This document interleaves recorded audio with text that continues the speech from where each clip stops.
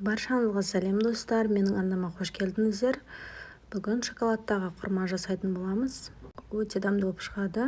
Мен ортасына грецкий орех салдым. Осылай коробкада жасап сатуға да болады, немесе үйге қонақ келген кезде даярлап қоюға да болады. Күнделікті шайға да істеп өздеріңіз жасап жесеңіздер өте керемет дәмді болып шығады. Міндетті түрде жасап көріңіздер. Ең алдымен құрма таңдауға келгенде, құрманың міндетті түрде осындай түбінде ағашы бар құрманы таңдаңыздар. Ағашы болу керек.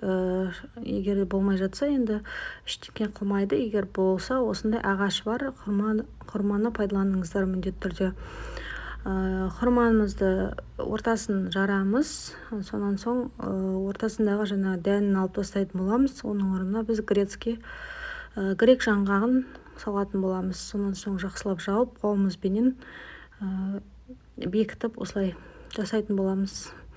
Грецкий орехты міндетті түрде жақсылап жуамыз, бөлме температурасында кептіріп, және де пергамент қағазын төсеп, сол пеште 90 минут 40 градуста кептіріп алатын боламыз. Водяная баняда шоколадымызды ертіп алатын боламыз. Мен Қазақстан шоколадын пайдаланып жатырмын. Осыған дейінгі видеоларымда мен Колебаут шоколадын пайдаланған болатынмын. Ол шоколад міндетті түрде темперированияны қажет етеді, ал мен осы қазір магазиндегі обычный шоколадпен жасап жатырмын. Шоколадымызды толықтай ертіп аламыз, сонан соң бір кесе сияқты шұңғылдау ыдысқа аударып алыңыздар. Сол кезде өте ыңғайлы болады, және де батады шоколад. Және де бізге осындай пергамент қағазын төсеуіміз керек. Әйтпесе пергамент қағаз болмаса шоколад қатты жабысып қалады. Сол себептен астына міндетті түрде пергамент қағазын төсеңіздер. Құрмамызды алып, зубочистка керек болады. 2 зубочистка кішкене тығамыз зубочистканың басын, сонан соң шоколадқа малып, кішкене сілкіп, артық шоколадты түсіретін боламыз. Және пергамент қағазға қойып, екінші зубочистканың көмегіменен алатын боламыз. Барлығы видеода көрсетілді, осылай жасап шығамыз. Және де барлығын жасап болған соң, бетін әсемдеуге мен фисташка дәнін ұнтақтап, сонымен әсемдедім.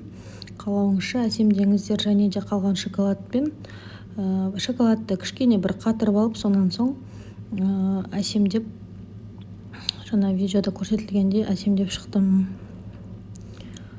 Міндетті түрде бұл шоколадтарды мұздатқышта, яғни морозилкада қатыру керек болады. Бөлме температурасында бұл шоколадтар қатпайды.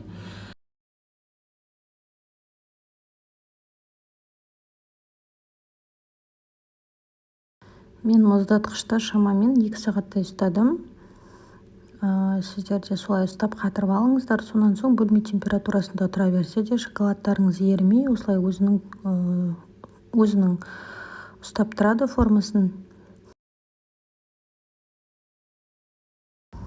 Менде осындай капсула бар еді. Осыған мен құрмаларды бір біртіндеп салып қойдым. Сонда тіптен әдемі үйлесіп кетті. Қонаққа осылай ұсынуға болады. Жақындарыңызға мысалы да подарка есебінде осыны жасап берсеңіздер де осылай коробкаға салып өте әдемі көрінеді. Коробкаға салып, сонан соң бетін лентамен жауып ұсынсаңыздар күшті болады деп ойлаймын. Ешқандай жаңағы сатылымда сататын финикилардан ешқандай айырмашылығы жоқ, әдемі болып шығады. Өздеріңіз жасап көріңіздер, шайға міндетті түрде жасап көріңіздер. Аз ғана уақыт алады, бірақ деген дәмі керемет үйлеседі. Міндетті түрде дайындап көріңіздер, өкінбейсіздер. Достар, мен каналымды қолдап, лайк басып, комментарий жазып, өз ойларыңызбен бөлісіп кетіңіздер. Сіздермен болған мен Нұрайым. Менің арнамнан алыстамаңыздар. Алдағы уақытта күшті видеолармен бөлісетін боламын. Әзірге сау болыңыздар.